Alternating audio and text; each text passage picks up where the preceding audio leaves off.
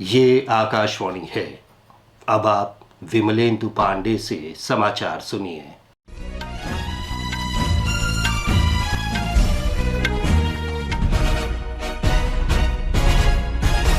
लोकसभा चुनाव के शेष चरण का प्रचार चरम पर पहुंच गया है।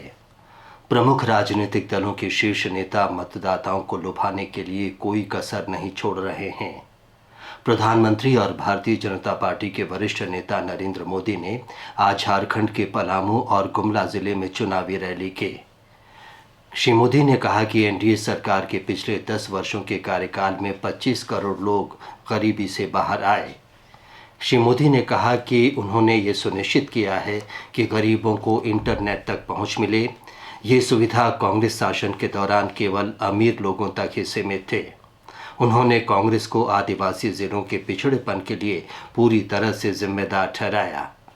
उन्होंने झारखंड मुक्ति मोर्चा और कांग्रेस नेताओं पर आरोप लगाया कि उन्होंने भ्रष्टाचार के जरिए करोड़ों रुपए की संपत्ति अर्जित की।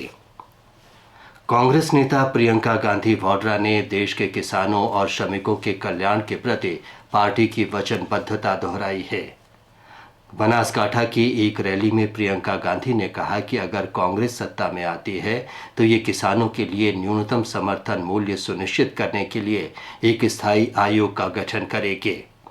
उन्होंने कहा कि कांग्रेस हमेशा से ही जनता से जुड़ी पार्टी रही है। भारत जोड़ो यात्रा गरीबों और वंचितों की समस्याओं को सुनने का एक माध्यम थी। उन्होंने देश में निर्धन और समृद्ध लोगों के बीच बढ़ते अंतर, बेरोजगारी और महंगाई पर सत्तारूढ़ भाजपा की आलोचना की। 5वें चरण के लिए नामांकन पत्रों की जांच आज की जा रही है। सोमवार तक नाम वापस लिए जा सकेंगे। नामांकन पत्र भरने का कल आखिरी दिन था। इस चरण में 20 मई को वोट डाले जाएंगे। भारत में हो रहे लोकसभा चुनाव प्रक्रिया को समझने के लिए 23 देशों के चुनाव प्रबंधन निकायों के 75 सदस्य भारत आए हैं। अपनी यात्रा के दौरान ये प्रतिनिधि आज से शुरू होने वाले 6 दिन के कार्यक्रम में भाग लेंगे। उच्चतम मानदंडों के साथ आम चुनाव कराने की प्रतिबद्धता व्यक्त करने के लिए निर्वाचन आयोग ने इन प्रतिनिधियों को आमंत्रित किया है। राष्ट्रपति द्रौपदी मुर्मू हिमाचल प्रदेश के 5 दिन के दौरे पर आज सुबह शिमला पहुंचे।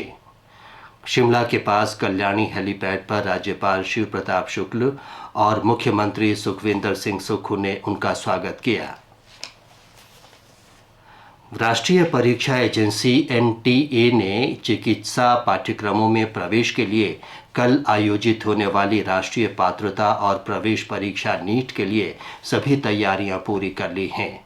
ये परीक्षा देश भर के 557 शहरों और देश से बाहर 14 शहरों के विभिन्न परीक्षा केंद्रों पर आयोजित होगी। इस परीक्षा में 24 लाख से अधिक परीक्षार्थी भाग लेंगे। ये परीक्षा दिन में 2 बजे से शाम 5:20 तक होगी। भारत का कहना है कि ऑनलाइन कट्टरपंथ वैश्विक सुरक्षा के लिए एक बड़ी चुनौती है। हाल ही में फ्रांस के लोन में संपन्न नेशनल सेंट्रल ब्यूरो के प्रमुखों के इंटरपोल सम्मेलन में केंद्रीय अन्वेषण ब्यूरो सीबीआई के निदेशक प्रवीण सूद ने संगठित अपराध, आतंकवाद और उग्रवादी विचारधाराओं की साठगांठ की चुनौतियों का उल्लेख किया। श्री सूद ने कहा कि आतंकवाद अच्छा और बुरा नहीं हो सकता। मौसम विभाग ने कहा है कि अगले 2 दिनों में पश्चिम बंगाल के गांगेय क्षेत्र, तेलंगाना, कर्नाटक, तटीय आंध्र प्रदेश, रायलसीमा, झारखंड और तमिलनाडु में भीषण गर्मी का प्रकोप रहेगा। मध्य महाराष्ट्र, मराठवाड़ा, सौराष्ट्र, कच्छ और पश्चिमी राजस्थान में भी अगले 2-3 दिन यही स्थिति जारी रह सकती है। इस बीच अगले 5 दिनों में पूर्वोत्तर भारत में अलग अलग स्थानों पर गरज के साथ हल्की से मध्यम वर्षा हो सकती है। दिल्ली में आंशिक रूप से बादल छाए रहने और तेज हवाओं के साथ धूल भरी आंधी चलने की संभावना व्यक्त की गई है।